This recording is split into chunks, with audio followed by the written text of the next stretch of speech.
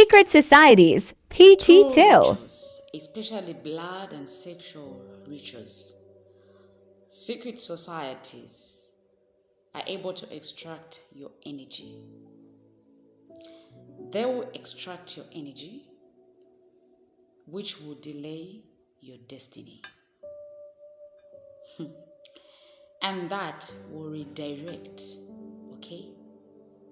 spiritual power for their own demonic agendas. Part 2 on the secret societies. Earlier on, I mentioned that they attack people who have got divine assignments. Let me make you understand who a person that carries divine assignments is. This is a person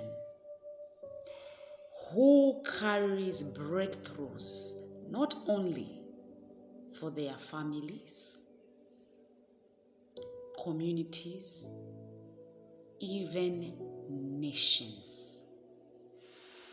Now, imagine what happens if they're able to stop just one light bearer. Imagine that. It means they keep bloodlines and regions in bondages. That way, it will help them maintain spiritual darkness. When they maintain spiritual darkness, they're able to control systems such as the entertainment industry, finances, religions, even the education systems. Secret societies operate under demonic covenants. They operate under demonic covenants that require constant sacrifices.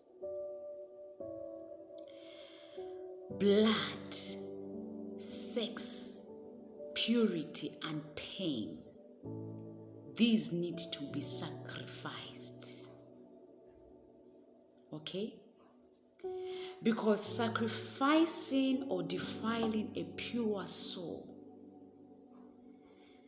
that means that covenant extends their power for more wealth and influence.